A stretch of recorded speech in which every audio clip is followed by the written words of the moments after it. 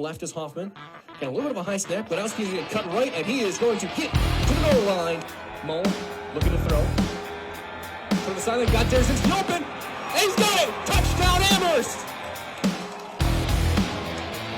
It's a few days away from the opening week of the 2022 high school football season, and the reigning CWC large champions Amherst Falcons are getting ready to head to Clintonville. I'm joined by Coach Mark Lusic for our Coach on the Couch. And Coach, a lot of speed coming back on this team, a lot of experience on the perimeter. What are you going to try and get things going with a tough opponent in just a few days?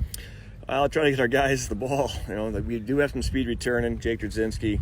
We got a new player coming out, Wes Allen. They both are electric with the ball in their hands.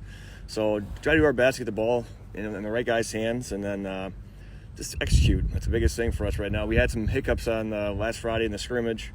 So our job now is to clean those things up and then move forward. And one of the biggest changes you guys have made is putting Matt Gladowski and a quarterback now, as going from a 1,000-yard rusher now to being the guy, calling the signals, getting everything in order. What are you looking for from him this year as a senior to try and be kind of the spearhead of this offense? Be consistent. That's the biggest thing. He did some good things on Friday in the scrimmage, but he also made some mistakes. Threw some balls that were good, some ones that were not so good.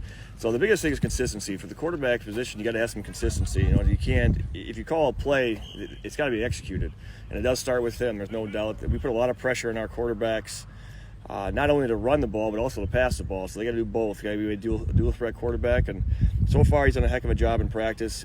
He's actually probably further along than I thought he would be at this moment. So it's good to see, but he's just got to keep being consistent. And the other side of the ball, again, a lot of speed coming back on that back end. But you did lose a lot up front. How are you going to try and balance maybe a little bit of a new-look defense with a lot of new personnel this year? Well, it'll be a different defense. I mean, when I say different defense, different personnel, with no doubt. We lost a lot of starters from last year's team. We were senior-led, not just on one side of the ball, but both sides. A lot of guys went both ways last year. I think out of 11 guys, I think we had about 7 or 8 guys going both ways. So that's what we're going to have to replace. I got the utmost confidence in our guys to do it. We'll have a lot of depth at the offensive defensive line. A lot of guys who have a chance to play, who have an opportunity to play this year. In most positions, we got at least 1 or 2 backups that we feel pretty solid with our top 4 guys. So, we just got to clean everything up and, go back to work. And how do you kind of handle that? And most schools have problems getting just one starter at each spot. You guys have, again, 2 or 3. You guys are pretty deep.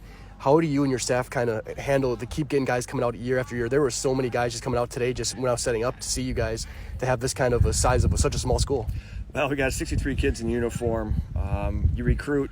You got to recruit. I mean, people think when you win, more kids want to play. It's actually not true. You got to work even harder to keep your program at a high level, and we want everybody to play. I know I told our players one of the first days of practice, we have 63 of you. I said my goal is to finish with 350. You got every kid out here for football. That'd be great. It's my goal all the time. I'll take anybody who wants to play, man, woman, child, whatever it is. So it's always a constant, not a problem, but you always got to be willing to take anybody, and you got to coach them up. I think the one thing we do at our program does very well is we coach you top to bottom, and we expect you to be good. So if you're going to come out here, we will give you the time. Our coaching staff will give you the time to get you better.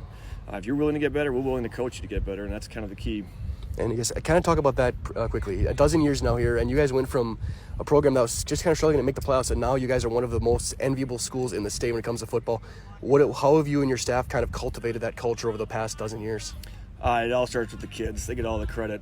You need talent. You need players. I mean, that's what wins games, and it's not me. It's not our coaching staff.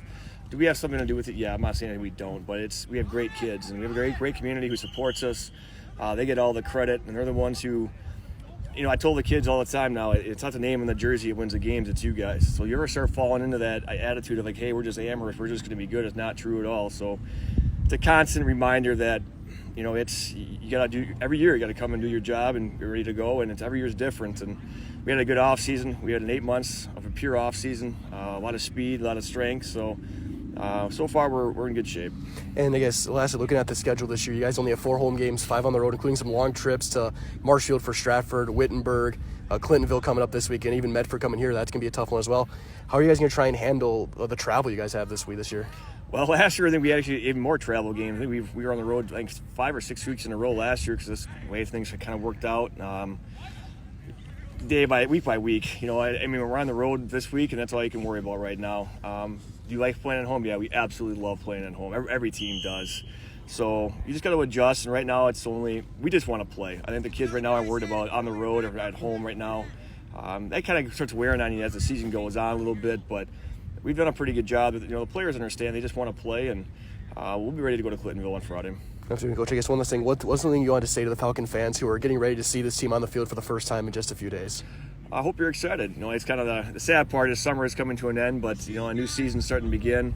We'll do everything we can to represent our school and our community, and we have a good team and a great group of guys who are a lot of yes sir, no sir kind of guys, and they all want to get better, and that's kind of the key part. So I love coaching this team, and we're excited to see what happens in the future. Absolutely. Again, thanks a lot, Coach. That is Coach Mark Lusic of the Amherst Falcons. Falcons in action just a few days away. Season starts in Clintonville on Friday. You can find all your games right here on Zaleski Sports. This has been your Coach on the Couch, and we'll see you with more Falcon Athletics on Friday. On the left is Hoffman.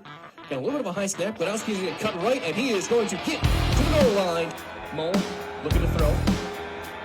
To the sideline, got there since the open. And he's got it! Touchdown Amherst!